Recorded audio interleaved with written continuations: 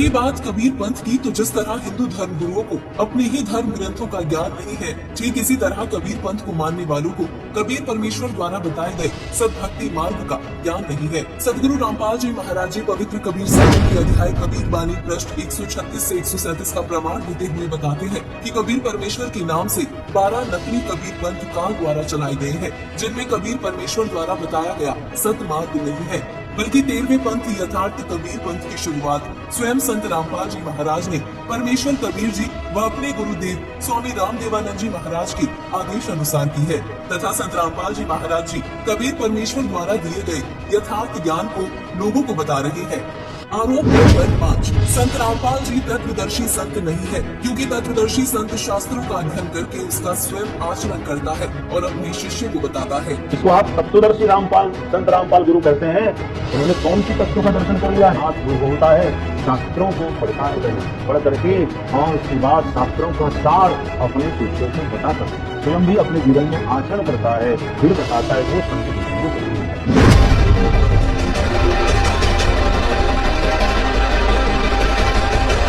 पवित्र श्रीमद् भागवत गीता अध्याय 15 श्लोक 1 में कहा गया है, ऊर्ध्वं मूलम अधे शाखम अश्वत्थम प्राहुं अव्ययम् छंदासी यस्य प्रणानी यह तम वेद सह वेदवित्। अर्थात ऊपर को पूर्ण परमात्मा आदि पुरुष परमेश्वर रूपी जड़ वाला, नीचे को तीनों गुण अर्थात रजगुण ब्रह्मा, सद्गुण विष्णु व तम शिव रूपी शाखा वाला अविनाशी विस्तारित पीपल का वृक्ष है, जो इस संसार रूपी वृक्ष के सभी विभागों को विस्तार से जानता है। वो पूर्ण ज्ञानी अर्थात तत्वदर्शी है। कबीर परमेश्वर जी कहते हैं, कबीर अक्षर पुरुष एक पेड़ है, निरंजन वाकी डाल, तीनों देवा शाखा है, पात रूप संसार। कबीर हम ही अलग अल्लाह है, मूल रूप करतार, अनंत कोटि ब्रह्मांड का मैं ही सृजनहार। ये यथार्थ ज्ञान वर्तमान समय में किसी भी धर्म गुरु के पास नहीं है, जिसका भेद संत रामपाल जी महाराज जी ने दिया है, जिन्हें सर्व धर्म ग्रंथों का यथार्थ ज्ञान है, और वही ज्ञान अपने शिष्यों को संत रामपाल जी महाराज बता रहे हैं, जिससे सुसिद्ध है कि वर्तमान समय में सर्व धर्म ग्रंथों के पूर्ण ज्ञाता अर्थात तत्वदर्शी संत सदगुरु रामपाल जी महाराज हैं। आरोप नंबर 6, बार बार शास्त्रार्थ की चुनौती अज्ञानी देता है। आशुतोषानंद जी अभिमान युक्त होकर कहते हैं, जीवन निकल जाएगा मुझसे शास्त्रार्थ नहीं कर पाओगे। और जिसको लगता है हमारे ज्ञान में कमी है, अभी हम कहते पूरा जीवन निकल जाएगा, फिर भी मुझसे शास्त्रार्थ नहीं कर पाओगे। आओ काशी में पता लगा ना मेरे बारे में मैंने कितना अध्ययन किया।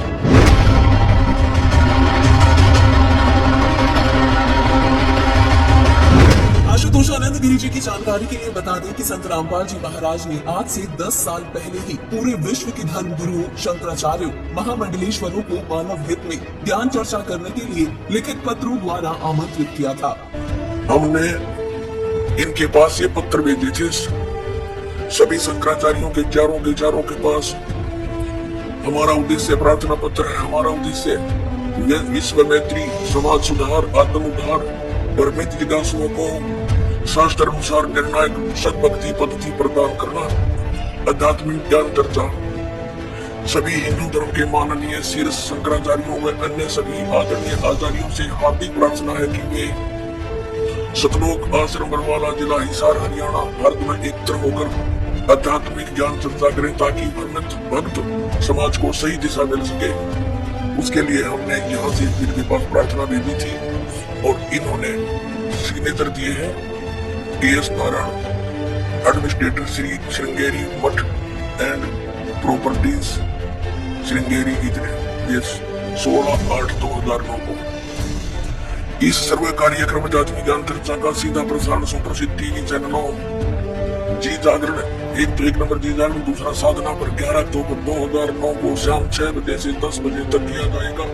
लेकिन ये नहीं आए, यहाँ पूरा प्रोग्राम इसी आश्रम में हुआ था। आरोप नंबर 7, संत रामपाल जी ने संस्कृत की शिक्षा नहीं ली, यानी बिना संस्कृत के विद्वान नहीं हो सकते। और आपके संत रामपाल को मैं खुले कहता हूँ, संस्कृत का स नहीं आता।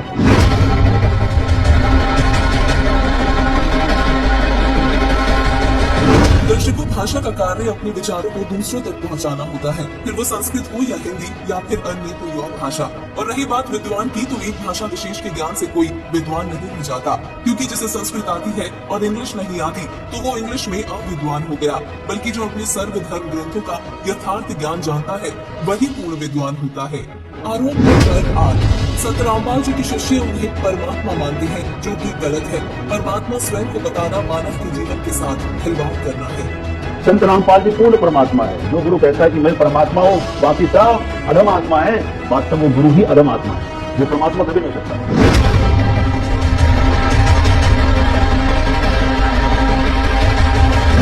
यहाँ आपको बता दें, संत रामपाल जी महाराज ने कभी भी अपने आप को परमात्मा नहीं कहा, बल्कि अपने आप को परमात्मा का दास कहा है। सतलोक राणा आप जी के लिए दास को भेजा परमात्मा ने।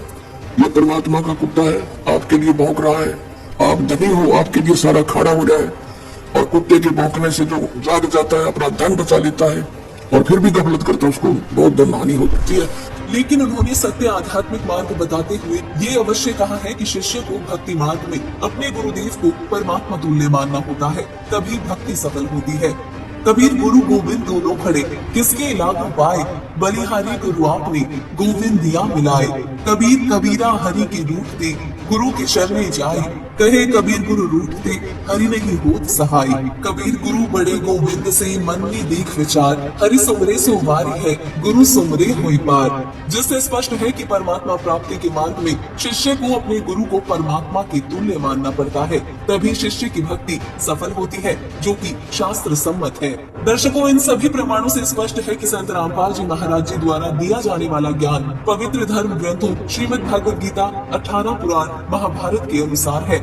इससे ये स्वतः ही सिद्ध है कि कैलाश मठ, वाराणसी के नकली और पाखंडी महामंडलेश्वर स्वामी आशुतोषानंद गिरी जी को संत रामपाल जी महाराज जी द्वारा दिया जा रहा सत्य आध्यात्मिक ज्ञान नहीं है, और न ही उन्हें पवित्र श्रीमद् भागवत गीता, 18 पुराण, महाभारत का ज्ञान है। अन्यथा वो संत रामपाल जी महाराज पर निराधार आरोप नहीं लगाते, बल्कि आज पूरे विश्व में संत रामपाल जी महाराज जी ही एकमात्र तत्वदर्शी संत है, जो सत्य आध्यात्मिक ज्ञान पूरे विश्व को प्रदान कर रहे हैं और सनातन धर्म का पुनरुद्धार